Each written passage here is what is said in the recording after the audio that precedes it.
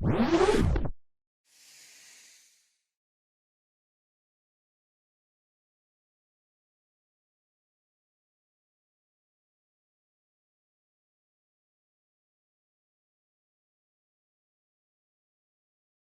all, this is Carbon Copy and I'm your host Karan JP. Today we have a very vibrant and interesting guest, Mrs. Annie Jacob, who's fully fledged in the educational industry. Welcome, ma'am. Thank you very much. It's my pleasure to be on this show or episode with you. Super. Thanks for spending your valuable time with us. To have this conversation for our viewers. More than I'm actually eager to know your story behind your era with the Hindustan groups.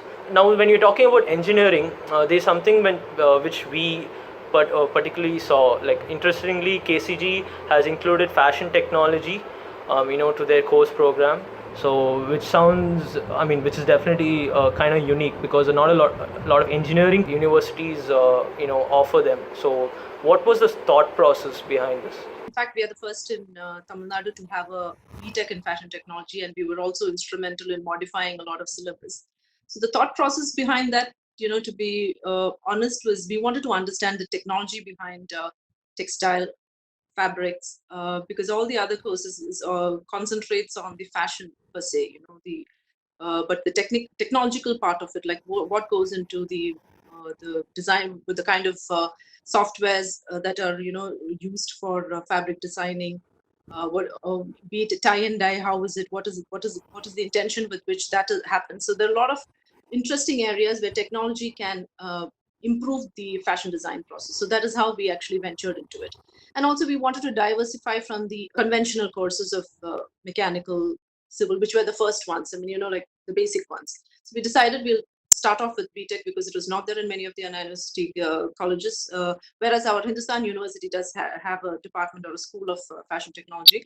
But the BTech part of it, or rather the technological advancements in fashion design and fashion processes, what interested us in starting off fashion technology. Sounds really great. Like moving to the next question regarding women entrepreneurs. Like for you personally, how do you balance your work and personal life? I think work-life balance is there for everybody, right? Regardless of being, I mean, is it a gender issue? I don't know, because sometimes your environment can be favorable towards you, but any point of time, if you feel that, I mean, it's just basically you have to make your family understand why you're doing it, or how you're doing it. I'm sure there's a lot of support that you get. At least, my children have been very supportive, and I've tried my best to be there when they require. I mean, be it a school issue or a college issue.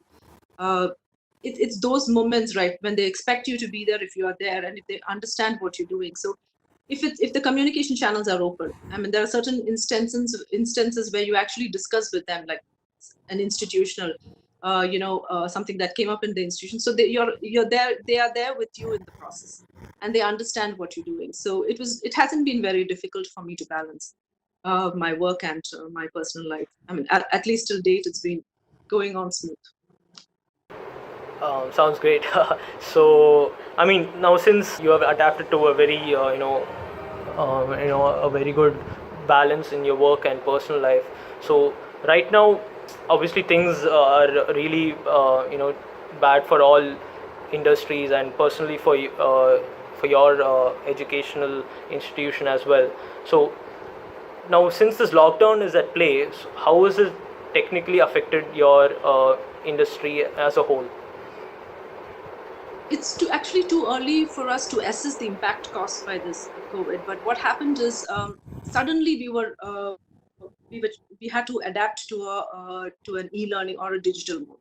Initially, when the whole lockdown was announced or the social distancing was announced, we were under the impression it's just going to be there for a week, in terms of making sure that all the study material, all the links that they required, any reference material, we used Google Classroom at Modo to do that, and it was immediately published.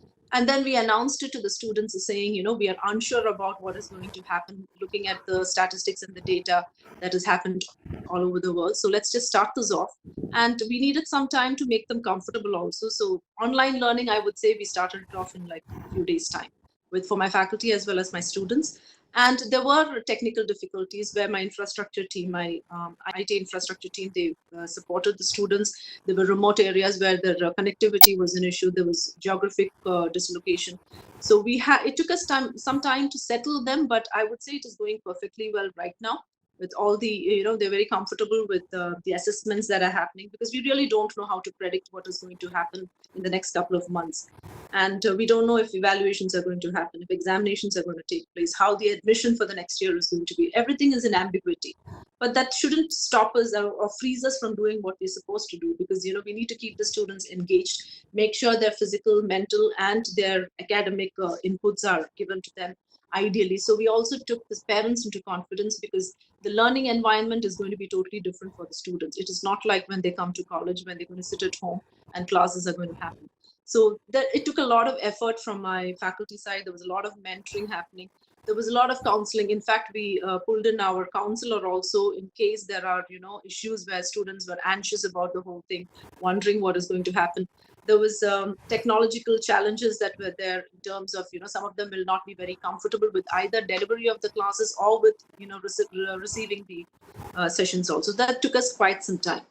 Meanwhile, just to keep the students a bit excited, we most of the projects or the competitions announced, like how would you assist when there is a societal issue like that, and under MHRD, AICT, a lot of government bodies had announced a lot of these competitions where students started giving solutions to the problems, like either coming up with a ventilator, or a website to track this thing, or coming up with 3D designed masks. You just name it, they were like very enthusiastic to help as a part of their social responsibility. So that is how we made sure that the students were settling in well, even emotionally and mentally. And there are platforms like Coursera, which came forward and offered a lot of courses free, so that the students could upgrade themselves with the skills they needed, because projects were called off, internships were called off. And this is a time which is crucial for the final years also, because they were going into a job oriented, the next semester they were supposed to start off. So all these sort of, whatever the other platforms were initiated and facilitated, that helped us in managing our students very well. In addition to that, there were a lot of our social clubs took the initiative of helping the society. There was from Satyamangalam, I remember there was a request that the local people there couldn't understand the seriousness. So one of our students, in fact, developed a video for them to understand why it is important to stay safe and stay healthy. So various initiatives where the students and the faculty got involved in the process, which helped us kind of handle the situation sane, I would say, in a state of sanity, which was what was more important. And there were constant calls that my mentors would make to the children to to students to find out if they were comfortable. Our alumni who had gone for higher studies, we wanted to make sure they had come back safely. And one good thing that we realized this time was, a lot of our alumni who have been settled, and they wanted to come forward and help us with a lot of webinar series, trying to keep the students what is required. A lot of industry, like our centers of excellence, again, they came forward to tell us how they could upgrade their skills. So it worked. I think there was a lot of team effort, and there was a lot of help from various avenues, and that has kind of helped us manage this 1 month. Today we are on the 30th day of lockdown, and so far we have been able to go forward without any hurdles. See, everything is unpredictable, everything is ambiguous at this point of time, because we really don't know if May we are going to open, if June we are going to open. So we've just chalked out a plan, varied for spread across 2-3 months, to make sure that we have something to give the students. It's not totally academic oriented. It can be a skill upgradation. It can be something to de-stress them. So our faculty are constantly working to come up with such initiatives, and we're making sure that the students are well informed and they are in constant touch with the faculty. So that's how we have managed the pandemic so far.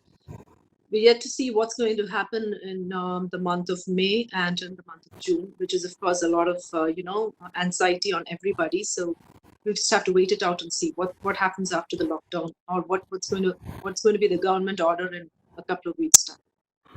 Okay. I just hope that all of this resumes fast, and we can all get back to our routine. This note, maybe I can wrap this particular interaction by raising a toast. I mean, I hope you have your coffee mug with you. Yeah. So maybe you can just show it to our viewers, and maybe you can raise a toast, to your success and to all the efforts to pivot the institutions and by keeping up with the current trends, and a special toast to the future of our educational sector.